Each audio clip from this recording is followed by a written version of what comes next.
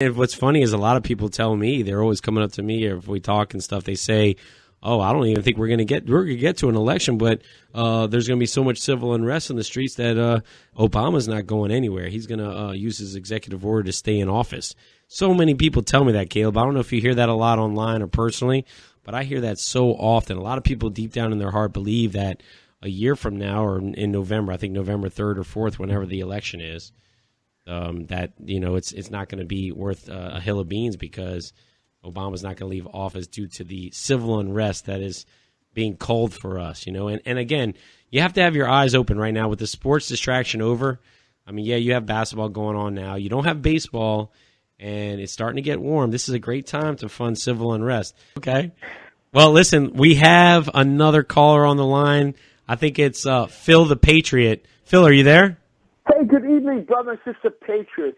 I'm greatly blessed and wish the same for you. There were at least 200 people who came to the last Crime Fighter meeting at the morning call next to the New Orleans City Park. But look, we got one more caller on the line. John, if you're so kind as to take one more caller. His name is Flaming Liberal. Flaming Liberal, are you there? Yes, I am, and thank you very much. You're welcome. I don't know. I hope I'm not out of line with my phone call, but I'd like not. to address it to the guest, if I may. And I echo everything James said about the monuments. But now, Phil the Patriot mentioned an organization called Crime Fighters.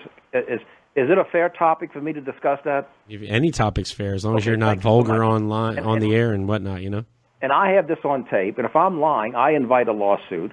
But a longtime caller to talk radio, known as Paul from Destrehan, okay. I have him on tape saying two things, and I could play it for you. He said civil rights have destroyed this country, and he also said that he is surprised that a sane person has not shot the President of the United States. Now, I find that highly, highly offensive, and Paul from Destrehan is an executive vice president with the crime-fighting organization, the Irv Magri Association, and whenever I have confronted Irv Magri with this piece of vermin, Paul from Destrehan, and I can give out his real name. If you don't want me to do it, I won't do it. Appreciate you didn't. Okay, I won't do it. I don't want to be offensive to him. Okay, but I'd like to ask your guest, do you find this individual who's the an honored executive vice president of the Irv Magri Crime Fighting Association, as much of a vile individual as I do?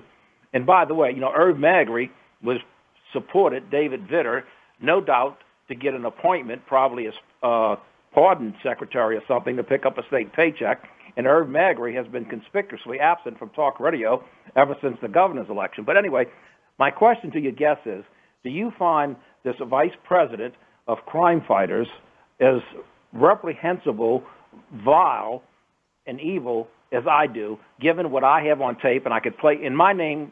May I give out my name?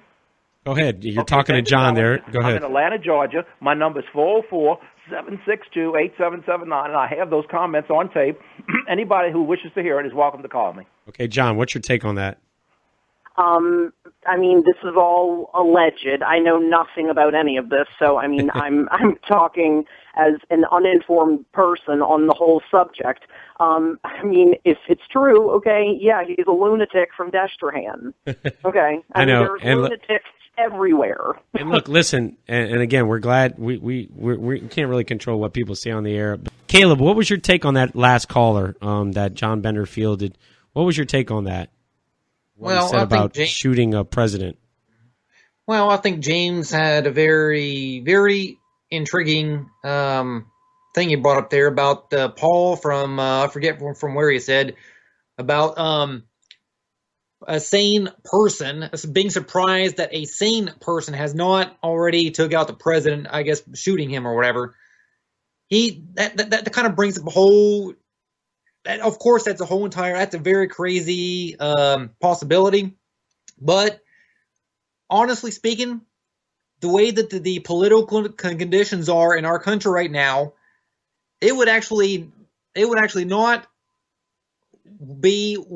not be within the realm of impossibility for something like that to happen, just because of the way things are going in our country.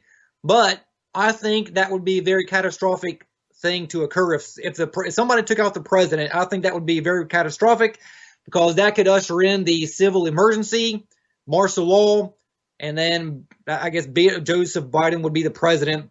That could literally set off a strange set of circumstances. From what I understand, if they brought in martial law and a civil emergency, from what I understand, they would send all the congressmen and senators home, and the acting president, would remain president and dictator for indefinitely until he rescinded that civil emergency state, so to speak. But here's one other thing. What if, I'm not saying this is going to happen, but we talk about false flags. What if they stage a false flag and make it look like he has been assassinated? Who knows? I wouldn't be surprised.